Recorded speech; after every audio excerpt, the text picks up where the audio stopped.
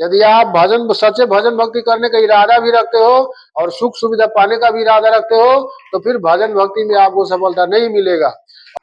हाँ तो भाइयों, आज एक छोटी सी जानकारी लेकर आया हूं भजन भक्ति के बारे में। पद्म पुराण में महात्मा वेद व्यास जी ने बताए हैं, जो व्यक्ति धर्म में रुचि रखता है, भजन साधना में रुचि रखता है, यानी कि भगवान श्री नारायण बाबा भोलेनाथ का या कोई भी महाशक्ति का, सभी महाशक्ति एक ही है। सब देखने के लिए जो है ना, इनका रूप ये अलग अलग है, लेकिन ये सभी महाशक्ति एक ही है। बाबा भोलेनाथ, भगवान श्री नारायण, भगवान श्री कृष्ण, माता राधे रानी, माता जानकी, इनमें से किसी भी महाशक्ति का सच्चे भजन भक्ति करने का यदि ये इरादा रखता है, तो ऐसे व्यक्ति को महिला से ज्यादा संग नहीं करना चाहिए, कि अपनी पत्नी से भी ज्यादा संग नहीं करना चाहिए। हम ये नहीं कहते हैं कि घर परिवार को छोड़ के, घर परिवार को त्याग के आप सन्यासी बन जाओ, नहीं। यदि इस मनुष्य जीवन में प्रवेश करके, घर गृहस्थी में प्रवेश करके यदि आप अपने कर्तव्यों को छोड़ के यदि सन्यासी का मार्ग अपनाते हैं, बैरागी का मार्ग अपनाते हैं, तो आपके इस मनुष्य जीवन का कर्तव्य अधूरा रह जाएगा। इसके बाद में आपके भजन भक्ति काम नहीं आएगा, और फिर किसी जन्म, फिर उसके बाद में परमात्मा आपको उसी जीवन में भेज देंगे, उसी कर्तव्य को पालन करने के लिए। वो कर्तव्य फिर से पूरा कीजिएगा, तब आपके अच्छे कर्म का फल मिलेगा। तो इसीलिए इस मनुष्य जीवन में जन्म लेके घर गृहस्थ आश्रम में प्रवेश करके मनुष्य का फर्ज बनता है कि घर गृहस्थ में प्रवेश करके घर गृहस्थ का पालन करते हुए भजन साधना में लीन रहे। और जैसे ही घर गृहस्थ आश्रम का सभी कर्तव्य पूरा हो जाए, उसका पुत्र युवा हो जाए, सभी पुत्र पुत्री का विवाह हो जाए, तो अपने सभी कर्तव्यों को अपने पुत्र को सौंप कर वो या तो घर में रहकर ही भजन भक्ति में लीन रहे, सबके साथ रहते हुए, सबसे अलग रह के। यदि वह किसी मठ मंदिर में जाके भजन भक्ति कर सकता है तो वो भी कर सकते हैं। तो आजकल के जमाने में, आजकल के वातावरण के हिसाब से मठ मंदिर में भजन भक्ति करने के लिए मठ मंदिर में जाने की जरूरत नहीं है। घर में सबके साथ रहते हुए भी सबसे अलग रह के भजन भक्ति कर सकते हैं। हाँ, ऐसा कर सकते हैं, इसका वर्णन पुराणों में है। यदि किसी मठ मंदिर में एकांत जगह पे जाके भजन साधना पूरा होने के बाद में घर छोड़ के मठ मंदिर में जाकर रह के भजन कर सकते, तो अच्छी बात है। अगर मठ मंदिर में जाकर रहना संभव ना हो, तो आप अपने घर में ही रहकर सबके साथ रहते हुए, सबसे अलग रह के आप भजन साधना कर सकते हो। इसमें कोई दुविधा जैसी कोई बात नहीं है, कोई दोष नहीं लगेगा। लेकिन याद रखना है कि जब सारा कर्तव्य पूरा हो जाएगा, तो घर में सबके साथ रहते हुए भी सबसे अलग रह के भजन साधना करना है। मतलब सबके साथ रहते हुए आप सबसे अलग कैसे रहिएगा? मतलब जब आपके जीवन के सारे कर्तव्य पूरे हो जाएंगे, तो सारे कर्तव्यों को पूरा होते होते कम से कम 50-55 साल तो उम्र आपका बीत ही जाएगा। तो उसके बाद में घर में आपको सारे कर्तव्य सबके साथ रहते हुए सबसे अलग कैसे रहना है? मतलब सबके साथ रहते हुए घर के किसी काम से मतलब नहीं रखना है। आप ज्यादातर अपना समय भजन भक्ति में आपको बिताना है। उसके बाद में भजन भक्ति में बिताने के बाद में कुछ समय बचता है, तो घर परिवार के लोग जो काम बोलते हैं आपसे, होता है तो कर दीजिए, नहीं होता है तो कोई बात नहीं है। घर में यदि कोई समस्या हुआ तो उसके लिए रोना भी नहीं है, घर में यदि कुछ अच्छा हुआ तो उसके लिए कुछ हंसना भी नहीं है, और घर में यदि आपको अपने मन पसंद के हिसाब से भोजन नहीं मिला तो उसके लिए लड़ाई झगड़ा भी नहीं करना है। यानी कि आपको सारे कर्तव्य को पूरा हो जाने के बाद में किसी मठ मंदिर में यदि आप नहीं जाना चाहते हैं, आप अपने ही घर में रह के भजन साधना अच्छे से करना चाहते हैं, तो उसी घर में रह के सबके साथ रहते हुए अलग आपको रहना है। किसी काम से, किसी चीज से मतलब नहीं रखना है। नहीं तो दुख में रोना है, और ना ही तो किसी बात का अफसोस करना है, और ना ही तो कोई मनपसंद सामग्री मांगना है घर परिवार से। जो मिले, जितना मिले उतना ही में अपने आप को संतुष्ट कर लेना है।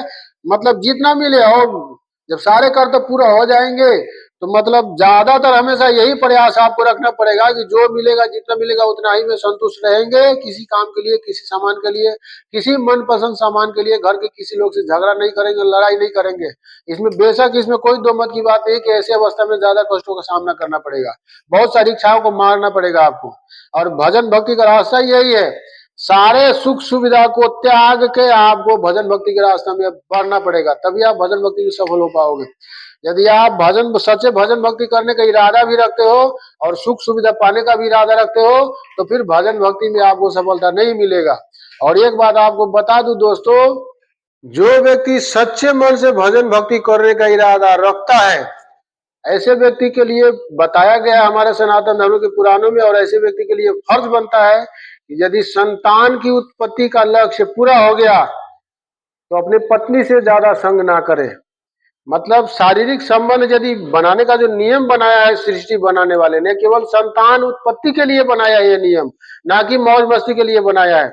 यदि जो धर्म के मार्ग पर चलने का इरादा रखता है और जो अच्छे कर्म करने का इरादा रखता है, जो सच्चे मन से भगवान का भजन साधना करने का इरादा रखता है, तो ऐसे व्यक्ति के लिए नियम बनाया है कि संतान उत्पत्ति का लक्ष्य यदि पूरा हो जाए, शारीरिक संबंध जैसे वातावरण से अपने आप को हमेशा के लिए दूरियां बना ले और सच्चे मन से भगवान श्री नारायण के भजन भक्ति में लीन होने का प्रयास करे। उसके लिए तो यही नियम है भाइयों। जिस व्यक्ति को अच्छे कर्म से मतलब ही नहीं है, जो धर्म के मार्ग से मतलब नहीं है, धर्म में जिनको रुचि नहीं है, उनको तो अपना मर्जी है, वो जो चाहे करे, जैसे चाहे करे, उनका सजा, उसका सजा भी उसी को भोगना पड़ेगा, दूसरों को नहीं भोगना पड़ेगा। पद्म पुराण में महात्मा वेद व्यास जी बताया है कि साध्वी स्त्री से यदि संयोग बस किसी का विवाह हो जाए तो फर्ज बनता है उस मनुष्य का, यदि संतान उत्पत्ति का लक्ष्य पूरा हो गया, यदि संतान उत्पत्ति हो गया उस पत्नी से, तो उस पत्नी से दूरियां बना ले। और हमारे पुराण में, सनातन धर्म के पुराण में यह भी बताया है कि जो व्यक्ति धर्म में रुचि रखते हैं, भजन साधना में रुचि रखते हैं, ऐसे जो व्यक्ति धर्म में रुचि रखते हैं, भजन साधना में रुचि रखते हैं, सच्चे मन से भगवान का भजन करने का इरादा रखते हैं, ऐसे व्यक्ति के दिलो दिमाग में ज्यादा शारीरिक संबंध बनाने जैसा सोच विचार दिमाग में नहीं घूमते हैं। वो तो जब जरूरत पड़ेगा तभी इसका योजना बनाएंगे, नहीं तो इस योजना से दूर ही रहते हैं वो। मगर एक बात सही है भाइयों, काम वासना जैसे स्थिति से आजकल इस कलयुग में बचना बहुत मुश्किल है। पद्म पुराण में महात्मा वेद व्यास जी ने बताए हैं, कोई भी नारी अपने नयन से जो कटाक्ष जैसा इशारा करता है, उसका निरादर करना देवताओं के बस की भी बात नहीं है। बहुत बड़े बड़े ऋषि मुनि तपस्वी नारी के लोभ मोह में फंस के अपना सब कुछ गवा देते हैं, मतवाला हो जाते हैं। तो यही बात है भाइयों, भजन साधना में जो व्यक्ति रुचि रखते हैं, धर्म के मार्ग में जो रुचि रखते हैं, सच्चा भजन करने का इरादा रखते हैं, ऐसे व्यक्ति के लिए हमारे पुराण में बताया गया है कि वो नारी के संग से ज्यादातर दूर ही रहे। हम ये नहीं कहते हैं कि नारी को त्याग कर आप बैरागी सन्यासी बन जाओ, नहीं। यदि आपने घर गृहस्थ वाला जीवन अपना लिया है तो घर गृहस्थ वाला जीवन को पालन करते हुए आपको भजन साधना में लीन रहना है, और घर गृहस्थ वाला जीवन को पालन करते हुए आपको भजन साधना में लीन रहना है, और जब सारा कर्तव्य पूरा हो जाए तब सन्यासी मार्ग को अपनाना है। तो यही बात है दोस्तों, भजन साधना में जो सच्चे मन से भजन साधना करने का प्रयास रखता है, ऐसे व्यक्ति के लिए हमारे सनातन धर्म के पुराण में बताया गया है कि नारी के संग से ज्यादातर दूर ही रहे, जी उतना ही नारी को यूज करे जितना जरूरत है। आपका जरूरत पूरा हो गया तो आप उसे दूरियां बना लो, नहीं तो भैया आप यदि हमेशा नारी के संग में, पद्म पुराण में महात्मा वेद व्यास जी बताए हैं, जो व्यक्ति स्त्री का मतलब स्त्री के लोभ मोह में फंसे रहते हैं, ऐसे व्यक्ति कोई अच्छा कर्म नहीं कर पाता है, और ना ही तो भगवान का सानिध्य प्राप्त कर पाता है, और ना ही तो सच्चा भजन भक्ति प्राप्त कर पाता है। तो भैया देखिए, हमारा तो यही कहना है, यदि आपको सच्चे मन से भजन भक्ति करना है, सच्चे मन से भगवान श्री नारायण को या भगवान श्री नारायण के धाम को पाना है, तो सारा लोभ मोह त्याग कर आपको भगवान श्री नारायण का भजन भक्ति सच्चे भाव से करना पड़ेगा। कि कोई सही संसार का कोई भी लोभ मोह यदि आपके दिलो दिमाग में बैठा है तो आप कहिएगा सभी लोभ मोह के साथ में फलाने लोभ मोह के होते हुए यदि हम भजन भक्ति सच्चे मन से कर लेंगे तो ये असंभव है, ये नहीं हो सकता है। सृष्टि बनाने वाले ने ऐसा नियम ही नहीं बनाया है। आप लोगों ने सुना होगा, हमारे सनातन भगवान श्री नारायण भाव के भूखे हैं, वो किसी प्रसाद के आपके मेवा मिष्ठान के भूखे नहीं है, सच्चे भाव के भूखे हैं। आप यदि सच्चे भाव से खाली हाथ से जाके उनके किसी मंदिर के आगे आप हाथ जोड़ लेते हो ऐसे, तो आप उनको प्रसन्न कर सकते हो। यदि आपके दिलो दिमाग में छल कपट या दूसरों को बिगाड़ने का क्षमता, कोई लोभ मोह बैठा है, तो आप भी सच्चे भक्ति नहीं कर सकते हो, और ना ही तो सच्चे भक्ति और ना ही तो कभी भगवान का सानिध्य प्राप्त कर सकते हो। ये जो शारीरिक संबंध बनाने में आपको जो आनंद आता है, उस आनंद के बारे में देवी भागवत पुराण में बताया हुआ है। इस छाला के ऊपर यदि कोई रोग लग गया तो उसको खुजाने में जितना आनंद आएगा उतना ही आनंद उस शारीरिक संबंध बनाने में आता है। और उसके बाद में शारीरिक संबंध बनाने के बाद में बॉडी का शक्ति का ह्रास होता है। उसके बाद में चैन से सोना मुश्किल हो जाता है, दिन का चैन मुश्किल हो जाता है, आराम से सोना मुश्किल हो जाता है, बॉडी का शक्ति का कमी होता है, शरीर का ऊर्जा नष्ट होता है, और इसके वजह से मनुष्य को ज्यादा परेशानी झेलनी पड़ती है। तो हम ये नहीं कहते कि आप उसे हमेशा के लिए दूरियां बना लो, ये भी सृष्टि बनाने वाले ने ही, जिसने इस सृष्टि को बनाया उसने इसको भी बनाया है। इसको भी आप भोग कर सकते हो, लेकिन जीवन में जितना आवश्यकता हो उतना ही इसका भोग करना है। सृष्टि बनाने वाले ने या किसी महापुरुष ने कहा है कि किसी भी वस्तु का यदि आप जरूरत से ज्यादा उपभोग कीजिएगा तो इसका बहुत बुरा परिणाम निकल कर आपके सामने आएगा। हमारे पिता महाराज जीवन में कहा करता था कि कोई भी वस्तु का उपभोग उतना ही करना है जितना आवश्यकता हो। जरूरत से ज्यादा किसी भी वस्तु का यदि आप उपभोग करते हो तो उसका बहुत भयानक परिणाम आपको भोगना पड़ेगा। हमारे सनातन धर्म के पुराण में बताए हुए हैं, कोई भी सुख जरूरत से ज्यादा भोगने का भी पाप लगता है, दोष लगता है। हमारे कहने का ये मतलब है, जरूरत से ज्यादा भी यदि आप कोई सुख भोगिएगा तो उसका भी आपको दोष लग जाएगा। जरूरत से ज्यादा सुख क्या हो गया, मतलब आपके पास संपत्ति की कमी नहीं है और एक ही पत्नी से काम चल जाने वाला है, जीवन एक ही पत्नी से चल जाएगा और सारा इच्छा एक ही पत्नी से पूरा हो जाएगा, लेकिन आपने संपत्ति के अभिमान में आके एक पत्नी के होते हुए दूसरा विवाह कर लिया, वो जरूरत से ज्यादा सुख हो गया। आपने साइकिल खरीदा, एक ही साइकिल से आपका काम चल जाने वाला है, लेकिन संपत्ति के अभिमान में आके आपने 2 साइकिल खरीद के ले आए, तो वो जरूरत से ज्यादा सुख है। इसको जरूरत से ज्यादा सुख कहते हैं। जरूरत से ज्यादा सुख भोगने का भी पाप लगता है, इसका सजा भोगना पड़ता है, हमारे पुराण में बताया हुआ है। आप लोगों ने कोई गांव घर में, हमारे गांव घर में देखे होइएगा कोई ऐसे लाटा व्यक्ति को देखे होइएगा जो व्यक्ति अपने हाथ से भोजन नहीं कर सकता, अपना भोजन अपने हाथ से नहीं कर सकता है, और जो व्यक्ति अपना वस्त्र अपने हाथ से नहीं पहन पाता है, और जो कोई ऐसा व्यक्ति होता है ना तो अपने हाथ से भोजन कर पाता है और ना ही तो अपना वस्त्र अपने हाथ से पहन पाता है, और ना ही तो उसको किसी अच्छे बुरे का शुद्ध बुद्ध उसके अंदर रहता है। यानी कि जिस जगह वो बैठा रहेगा उसी जगह मल मूत्र छोड़ देगा, वहीं पे बैठा रहेगा।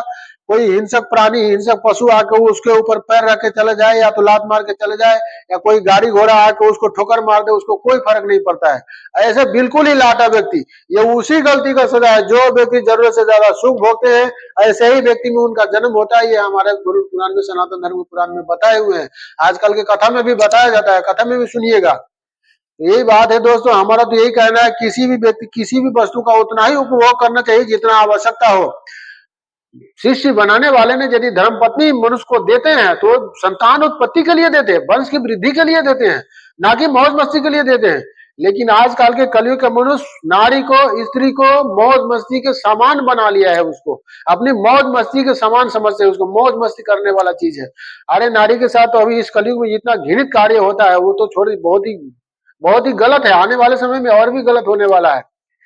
लेकिन जो व्यक्ति अच्छे कर्म करने का प्रयास करते हैं, धर्म के मार्ग पर चलने का प्रयास करते हैं, वो तो किसी तरह से कर्म करते हैं और अच्छे कर्म करके भगवान श्री नारायण का सानिध्य प्राप्त करने की कोशिश करते हैं। लेकिन एक बात याद रखिएगा दोस्तों, आप यदि भजन भक्ति के मार्ग में चलते हो, सच्चे भक्ति करने का इरादा रखते हो और नारी के लोभ मोह में यदि आप फंसे हो तो सच्चे भजन भक्ति आपको प्राप्त नहीं हो सकता है, क्योंकि सृष्टि बनाने वाले ने दोनों में से कोई एक ही प्राप्त होगा, इसे बताया है।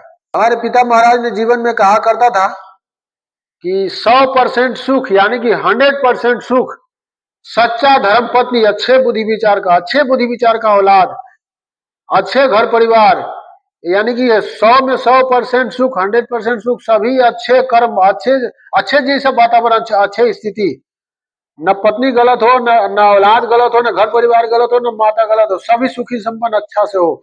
तो ऐसे सुखी संपन्न जीवन सैकड़ों हजारों में से किसी एक ही व्यक्ति को मिलता है, सबको नहीं मिलता है। वो भी अपने अच्छे कर्म होने की वजह से मिलता है, सबको ये मिलता भी नहीं है। तो यही बात है दोस्तों, हमारे सनातन धर्म के पुराण में बताया गया, आपके कर्म के अनुसार आपको जितना मिला, जो मिला उसी में संतुष्ट रहने का प्रयास करना चाहिए, ना कि दूसरे के लोभ मोह में फंस के दूसरे की संपत्ति को हड़प के अपना दिन, अपना रात, अपना आने वाला समय बिगाड़ने का प्रयास करना चाहिए। भागवत पुराण में बताया हुआ है, ये जो गैर स्त्री से संबंध बनाते हैं, कितना देर का सुख है, थोड़ा देर का सुख है। थोड़ी देर के सुख के लिए आदमी जीवन भर का दुख अपना लेते हैं, ये भागवत पुराण में लिखा हुआ है कहीं पे। ये बात है दोस्तों, जीवन में हमेशा अच्छे कर्म करने का इरादा रखना चाहिए। अब ये बात बताइए दोस्तों, जो लोग इस संसार में कहते हैं ना, अरे मृत्यु के बाद गलत यदि कर्म हमने अभी किया है तो मृत्यु के बाद वो भोगना पड़ेगा, नहीं भोगना पड़ेगा, वो कौन सा हम देखने जाएगा, छोड़ो हटाओ, करो जो करते हो। तो ऐसे व्यक्ति को जरूरत से ज्यादा दुगनी सजा दिया जाता है। आप लोगों ने देखा होगा, वो जो लकड़ी के अंदर जो सफेद वाला कीड़ा होता है ना, उंगली जैसा मोटा, वो कहीं पे जाता रहता है और हजारों चींटी आके उसको चारों तरफ से घेर के उसको काटने लगता है और उसमें वो छटपटाने लगता है, उसको बचाने वाला वहां कोई नहीं होता है। तो नर्क से कहीं भयानक है वो दृश्य। अब बताइए, ऐसे दृश्य यदि आपने कहीं देखा हो, नर्क से कहीं भयानक दृश्य है वो। तो नर्क में भी ऐसे ही भयानक दृश्य में मनुष्य को गुजारा जाता है, जो ऐसे ही कर्म करने का प्रयास करते हैं। तो हमारे यही कहने का मतलब है दोस्तों, हमेशा अच्छे कर्म करने का प्रयास करना चाहिए, दूसरों को बिगाड़ने का प्रयास नहीं करना चाहिए। यदि आप अच्छे कर्म कीजिएगा तो आपको आने वाले समय में अच्छा फल मिलेगा। कहते हैं कि जैसे हजारों करोड़ों गौ में हजारों करोड़ों गाय जहाँ पे रखा है, और कि उसमें से किसी एक गाय का बच्चा यदि इसमें बिछड़ गया भीड़ में, तो उस हजारों करोड़ों गाय के भीड़ में उस वो बच्चा गाय का अपने माँ को पहचान लेता है। उसी तरह मनुष्य का अपना कर्म कितना भी जीवात्मा के भीड़ में अपने मालिक के पास पहुंच जाता है और उसके सर पे जाकर जबरदस्ती बैठ जाता है, ये तुमको भोगना पड़ेगा।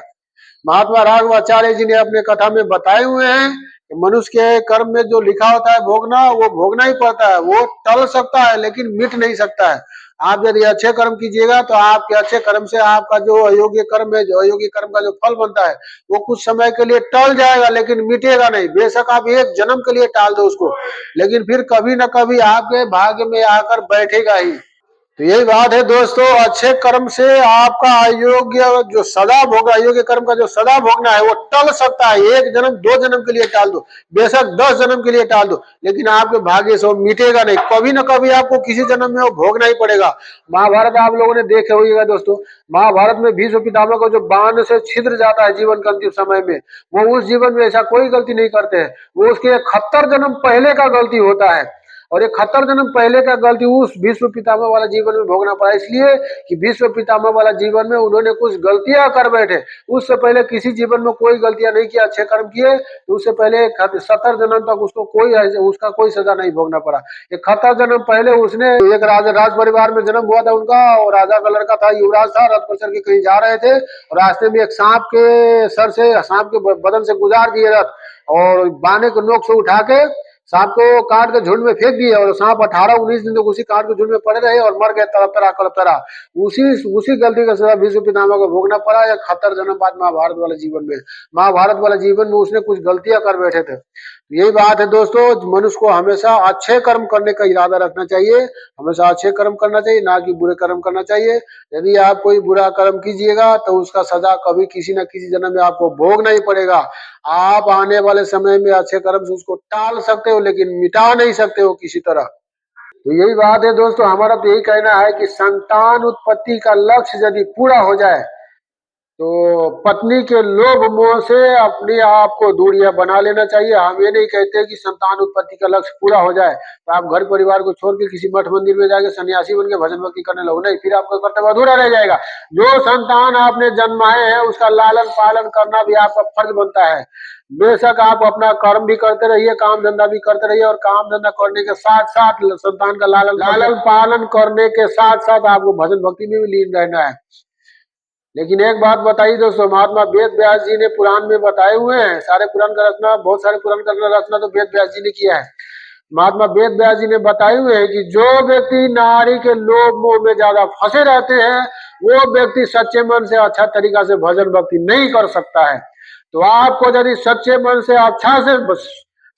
से भजन भक्ति करके भगवान श्री नारायण का सानिध्य प्राप्त करना चाहते हो या बाबा भोलेनाथ का सानिध्य प्राप्त करना चाहते हो, तो आपको अपने कर्तव्य पूरा हो जाने के बाद में घर परिवार के लोग मोह से, वातावरण से दूरियां बनाते हुए सबके साथ रह के आपको अपना कर्तव्य करना पड़ेगा।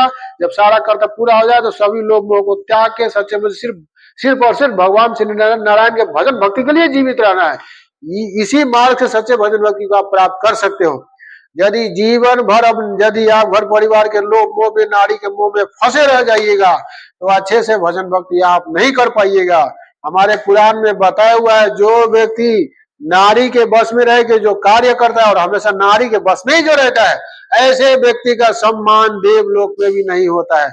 कि मनुष्य होते हुए पशु जैसे आचरण में उतर के पशु जैसे वातावरण में ढल कर रहने की कोई आवश्यकता नहीं है। मनुष्य होते हुए यदि आप पशु जैसे आचरण में, पशु जैसे वातावरण में रहिएगा तो ऐसे ऐसे ऐसे ऐसे ऐसे मनुष्य अच्छा है कि ऐसे मनुष्य तो पशु ही अच्छा होता है। ये तो पशु के समान जीवन हो गया, मनुष्य का जीवन नहीं है। अच्छा तो मित्रों, हमारा ये वीडियो आप यदि हमारे YouTube चैनल में देख रहे हो तो हमारे YouTube चैनल को लाइक कीजिएगा, सब्सक्राइब कीजिएगा, बेल आइकन की घंटी को दबा लीजिएगा ताकि जो भी वीडियो हम लेकर आओ सबसे पहले आपके पास पहुंचे। अच्छा मित्रों, जय श्री राम। हमारे किसी बात से यदि आपको तकलीफ हुआ हो तो माफ कीजिएगा। हम अपने किसी बात से किसी को तकलीफ नहीं पहुंचाना चाहते हैं, केवल सच्चाई आपके पास पहुंचाने का हमारा उद्देश्य है। अच्छा मित्रों, जय श्री राम।